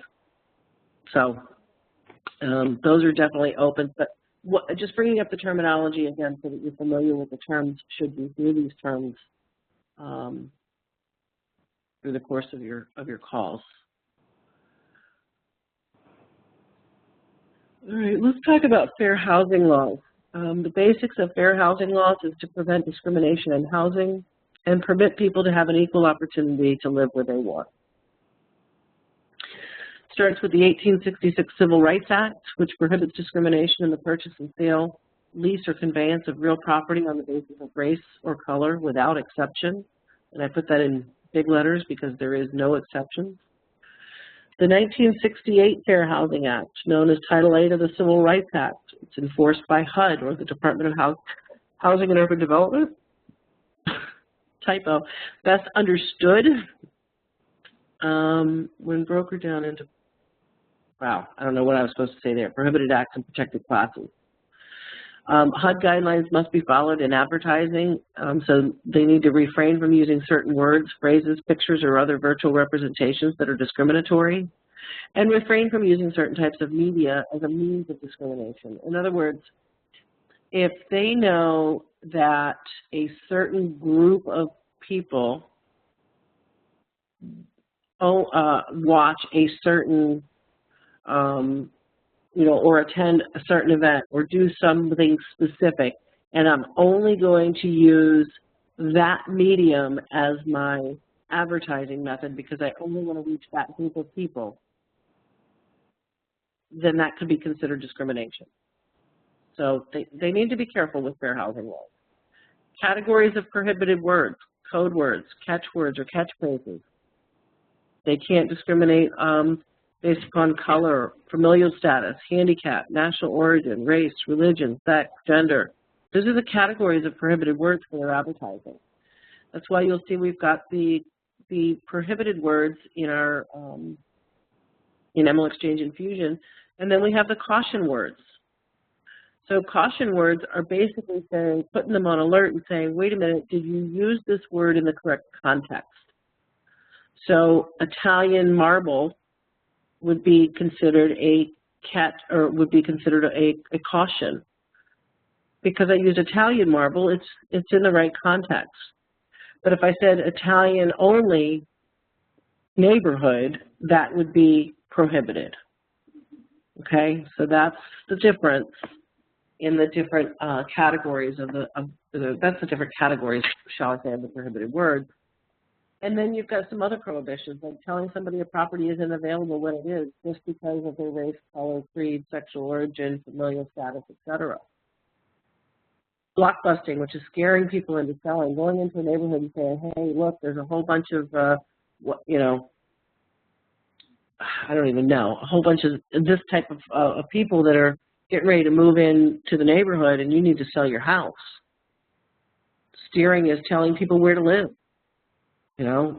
Because of my race, color, creed, national origin, familial status, I'm going to tell you that you need to live over in this neighborhood because that's going to be where your kind of people live. No, you can't do that. Changing loan conditions based upon familial status or something else. Redlining is discrimination in lending based upon location. So maybe they're not going to lend because the house is on the east side of Main Street. We can't deny membership in MLS to certain ethnic or racial groups, so it has to be open to everybody. So the fair housing guidelines are pretty stringent. Oops, sorry. Let me go previous. And I'm going to take a pause because there may be some questions about fair housing.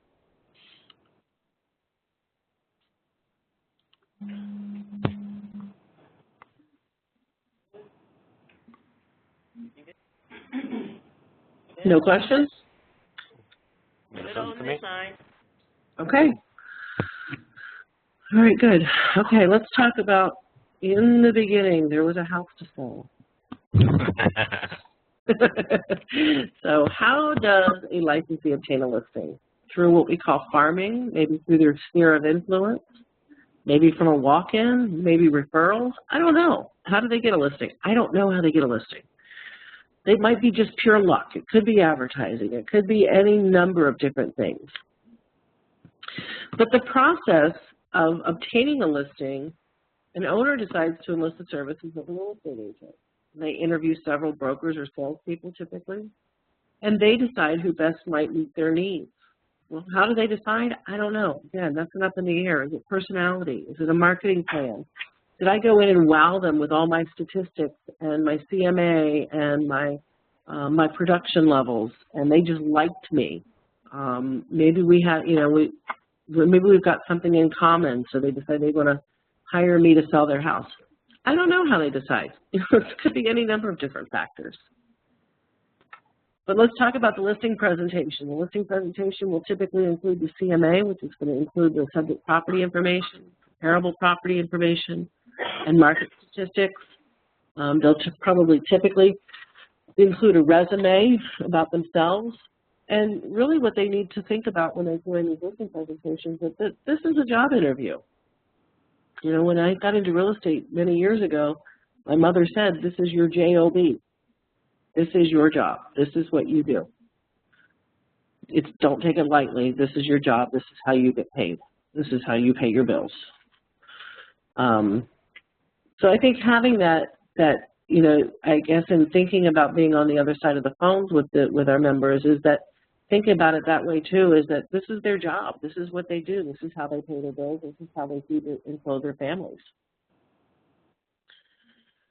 Now that they've chosen the listing representative, what's next?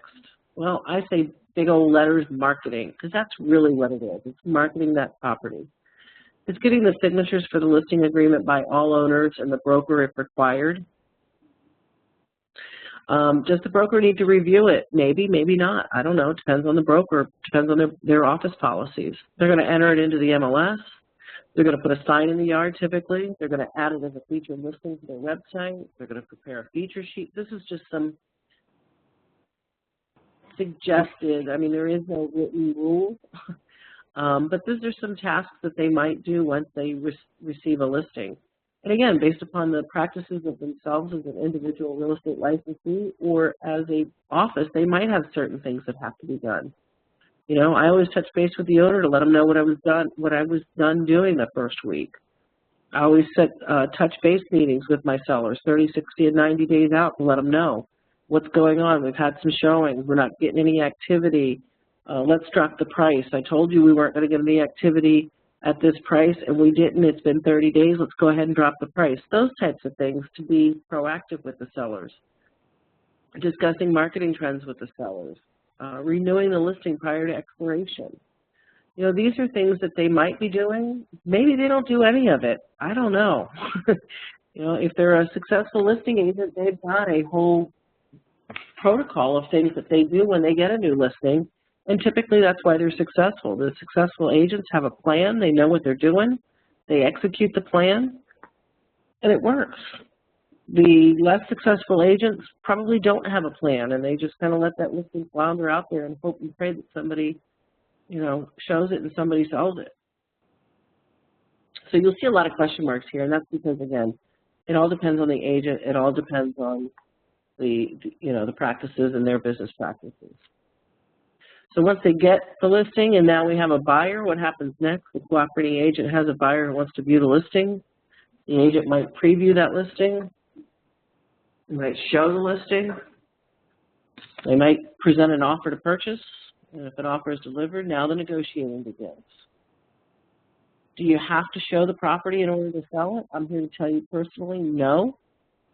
I had a gentleman walk in my office, told me he wanted to buy the house up on Main Street. I said, great, let's go. I'll make an appointment now. We can go look at it this afternoon. He said, I don't need to see it. I've been in that house 100 times. I grew up across the street. I see it's on the market. I want to buy it. I said, okay, sit down. Let's write a contract. I never stepped foot inside the house. Yeah. It can happen. Wow. Yeah, that was a happy day for me. The basics of the offer to purchase. It's going to contain the price the buyer's willing to pay. It's going to contain the terms. How much of a down payment, the closing date, is it mortgage or cash? Is there a home inspection? Does the buyer need to sell another house in order to buy this one? And the list could go on. This is all part of the contract and the negotiating process. So it's all about negotiation when we get to this point. So everybody agrees. Now what? Change the status in the MLS. Does it go pending or is it going active with contract? The buyer's agent or the buyer is going to need to contact the home inspector, maybe the bank, maybe a title company, maybe insurance company, movers, utilities, schools, on and on and on. So once they have a contract, the work doesn't end. Now the work begins for the buyer's agent, and even for the seller's agent, there's still a lot of things that have to be done. So the whole process is pretty intense. Before I move on, questions about the process. We started with a listing to a sale.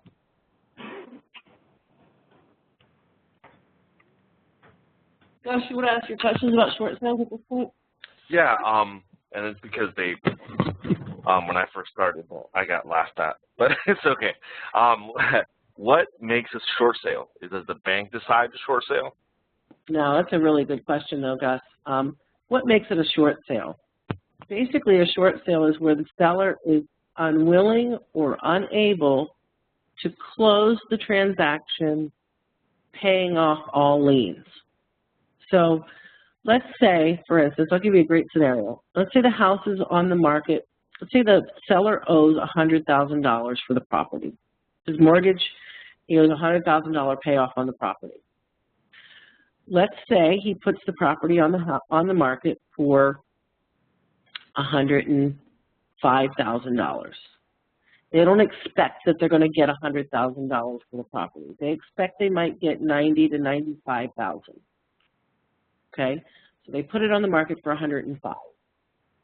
If they get $100,000 for the property, and the seller can come to the table and pay off his $100,000 mortgage and any other costs, it's not a short sale. If the agreement between the buyer and the seller is to sell the property for $95,000, well, now we know he owes $100,000, so he's now in a $5,000 deficiency. But the seller says, you know what, I got some money stashed away in my 401. I'll come to the table with the $5,000, pay off the mortgage. That way I don't have any marks on my credit. I don't have any issues. It's worth it to me to do this. It's not a short sale. If they can't sell it, let's say they can only sell it, they can't get a buyer to come in any higher than $70,000 or $90,000 or whatever, and the seller is unable or unwilling to make up the difference between the sale price and what he owes the bank, it's now a short sale. Perfect. Okay. Okay? That makes perfect sense because, like I said, I was laughed at because they're like, what makes a short sale? And I'm like, I don't know. I'm going to be honest with you. And they're like, the bank decides. So I was like, okay. I mean. But it's not necessarily, yeah, but you're right. But it's not necessarily the bank. It's if the correct. It's if the seller is unwilling or unable to make up the difference in the lien. Perfect. You know, it might be on the market for $40,000, and he owes $100,000. Well, yeah, right off the bat, you know it's going to be a short sale because you know that seller's not going to come to the table with $60,000. Correct. He's not going to do it. That makes sense now. Right. Okay. Any other questions on the process listing to sale before we move on? We've got 10 minutes left. Okay. All right, so how does the licensee get paid? Per Florida law, a real estate licensee can only be paid a commission by his or her broker. The title company will deliver the commission checks to the listing broker and the selling broker, who will then disperse the commission based to the licensee that participated in the transaction. So at closing, 3 checks are written, maybe 4, I don't know. 1 to the listing broker, 1 to the selling broker, 1 to the bank. Bank is paid off. Maybe the seller has some proceeds, and everybody walks away. So my broker's check is written out. I take it back to my office. I give it to my office manager. Now they disperse my commission to me. The listing broker doesn't pay me. My broker pays me. Okay? That's real important, that the licensee has to be paid by their broker. They can't be paid by somebody else. Now, at the closing, because of my relationship with my broker, the broker might say to the closing company, give me a check for X and give Jennifer her commission check for Y. That could happen. But the other agency or the other agent cannot pay me. It has to be done by my broker. Remember, real estate salespeople typically are independent contractors, not employees of the broker. Remember, employees must work the hours the employers tell them to work. Independent contractors are responsible for paying their own taxes and Social Security, deducting expenses on their tax return, making their own hours, working as little or as hard as they want. So when they say they work for their broker, no, they work for themselves, but their broker is responsible for their actions.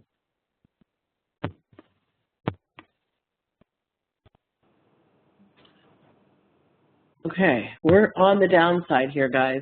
So we're going to talk a little bit about MFR now that we've kind of covered all the Florida real estate real estate in general, as I would call it, real estate 101. So the vision of MFR is to operate MLS in a cost-efficient manner to provide the highest quality services for the most reasonable cost. We retain all earnings for use in the business or to minimize increases in use fees.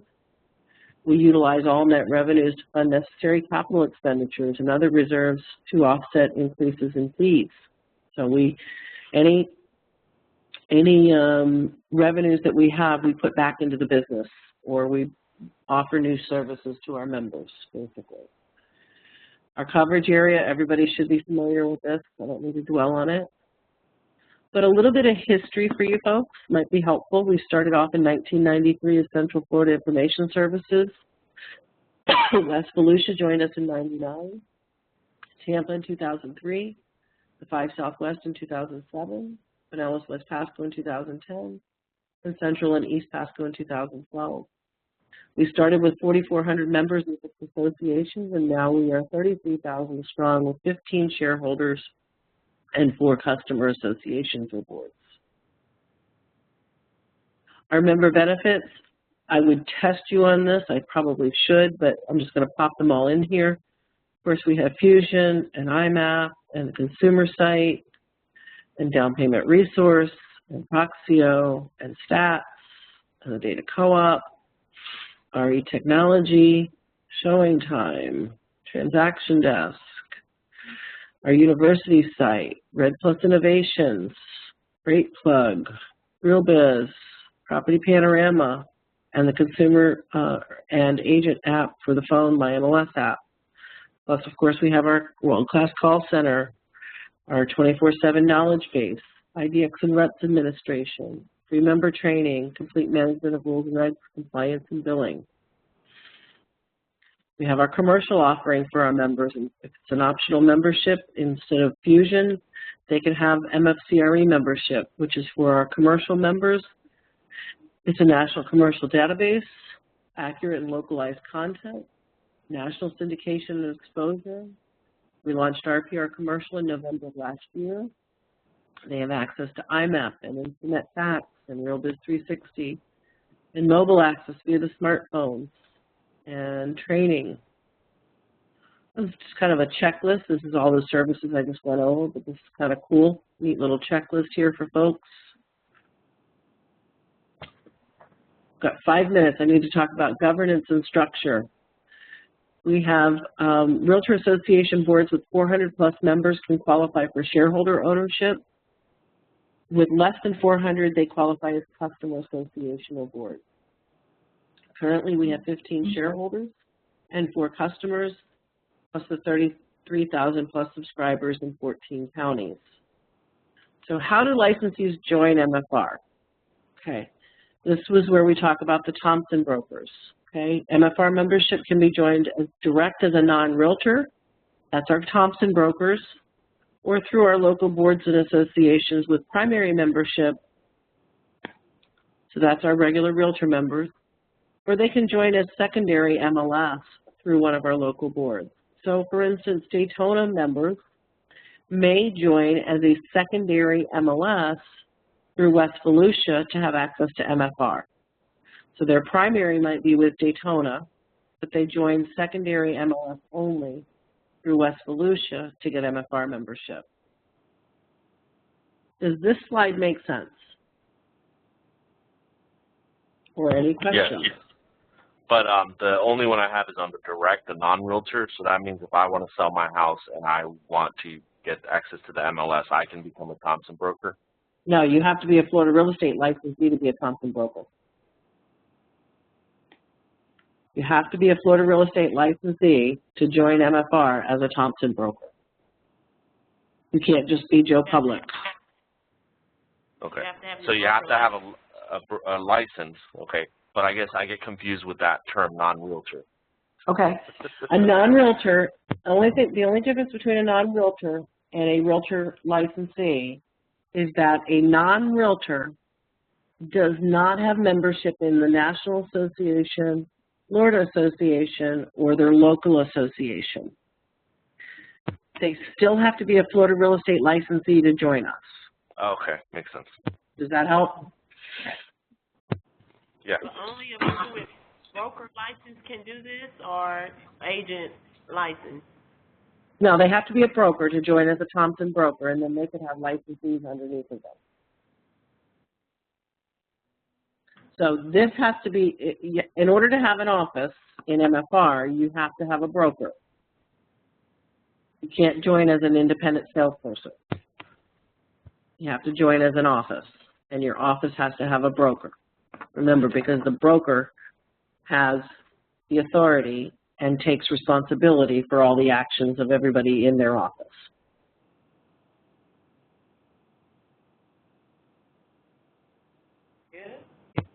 Make sense? Makes sense. Okay.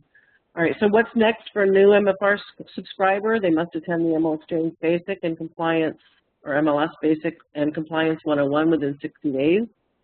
They can do it online at the university or via webinar or in person at the local service center. If a subscriber needs access to entering and updating listings, they must attend the adding and modifying listings class, and the broker must submit the broker authorization for listing maintenance. And it doesn't matter, the order doesn't matter as far as the Basic and Compliance 101. You can Makes take no Compliance difference what order 101. they take it in. Nope. I don't care what order they take it in as long as they take it within 60 days.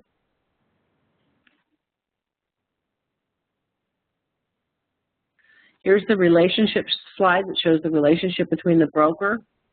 So you've got the broker, you've got maybe an office assistant, maybe you've got some agents down in here. Remember, if the broker joins MLS, all the agents in the office must also belong to MLS. Unlicensed assistants must also pay for access. Although they don't pay the same fees, they still have to pay for access. Some common questions for you. Who owns the listing? The broker. What happens when an agent leaves company A to go to company B? Technically, the broker retains the listings unless he or she has agreed to release them. This could pose an issue for us systematically if the agent leaves the office and goes to another office and says, well, I'm taking all my listings with me, and they want you on the call center to move them over to the new office.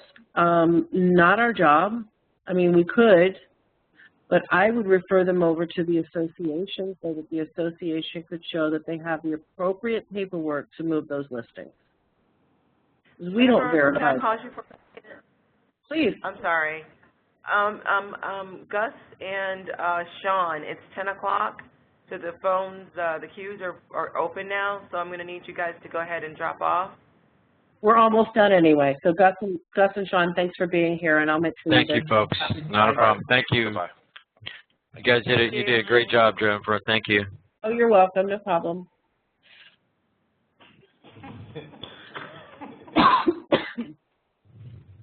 Okay, so if the agent is moving offices and they're asking you at the call center to transfer the listings to the new firm, I would say put your hat on for a second, and you could do one or two things. Has the broker released them to move to the new office? They might stammer and stutter.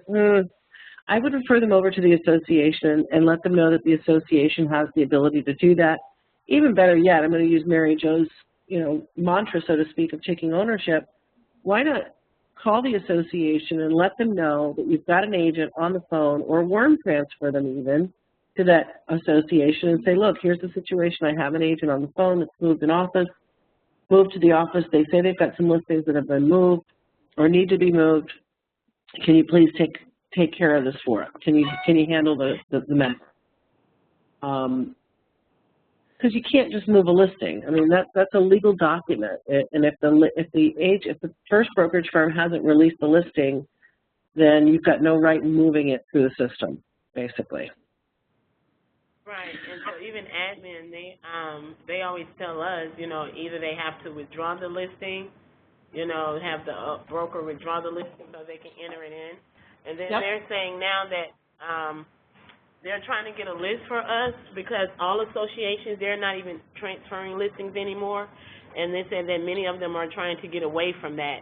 Like, you just have to withdraw the listing because they don't even want to get involved in transferring the listings anymore. Absolutely. It's a legal document, so yeah, it gets sticky. Nobody really wants to touch it, to be honest. And that's the whole idea is, you know, if I'm going to leave, and I know this is just the way I practice, and what my mother taught me how to do was that if I was leaving Company A and going to Company B, I went and had my sellers sign withdrawals, or I waited until my listings expired before I moved offices.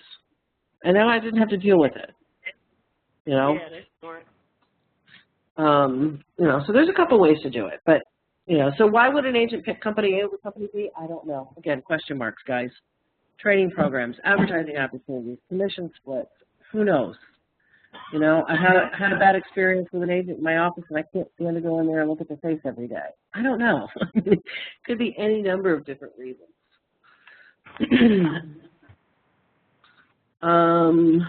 Let me see here.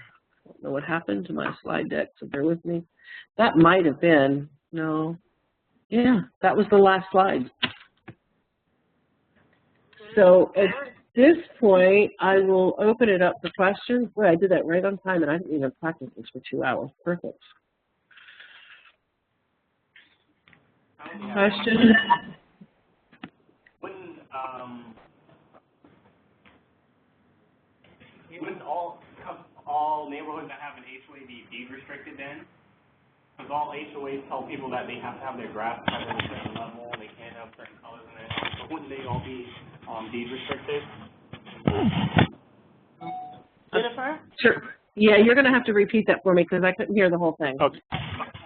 Okay, I was asking, wouldn't any community that actually has an HOA be considered deed restricted then? Not necessarily. Could be an HOA, but not have deed restrictions. Just Well, like most it could HOAs be are always telling you what to do with your property or what you can't do with your property. Let me rephrase that. It depends, Enroy. It's not an absolute. If you could have an HOA without deed restrictions, you could have an HOA with deed restrictions. It's just not an absolute. You can't assume that just because there's an HOA that there are deed restrictions. I guess that's the short answer. You can't assume that there are deed restrictions just because there's an HOA. Okay. But, you know, in all reality, typically, yes, you're right, but it's not an absolute. In the bylaws, because each HOA would have bylaws, so it would be spelled out in there. Any other questions? Brandon, do you have any questions? Ryan, you good? He's eating his donut. Einstein.